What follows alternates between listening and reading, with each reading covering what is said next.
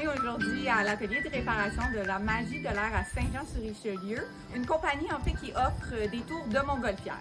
Oui, on est allé rencontrer Patrick Cloutier et Serge Guillette, copropriétaires de la Magie de l'air, qui nous ont un peu dévoilé les dessous de cette activité assez inusitée, on va se le dire. On est quand même monté dans une nacelle, puis on a appris comment ça marche une montgolfière. Oui, puis c'était déjà toute une étape quand même, faut le dire.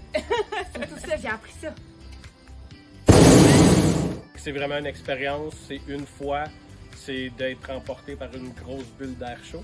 C'est la possibilité de toucher les arbres, frotter la cime des têtes de maïs, être près de l'eau et aussi être à 5000 pieds pour voir la différence.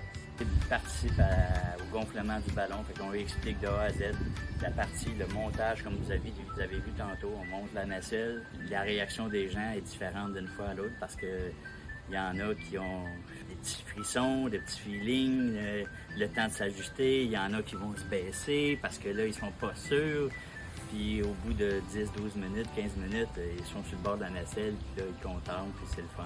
Généralement, nos vols, ce qu'on garantit, c'est entre 45 minutes puis 1h15. Le processus au complet dure entre 3h et 3h30. C'est quand même le temps de voir et de profiter de la nature. Je vois un ballon passer au-dessus de ma tête, puis je suis émerveillé. C'est beau, c'est la liberté. C'est une liberté d'être dans le ciel. Il y a peu de monde qui peuvent se le permettre. On a cette chance-là de le vivre. Fait que oui, la passion est là encore. Serge, après 35 ans, moi je suis rendu à 18 ans. De voir l'émerveillement des gens qui sont des enfants devant nous, c'est magique. C'est épeurant. C'est une nacelle en osier avec une toile puis du feu.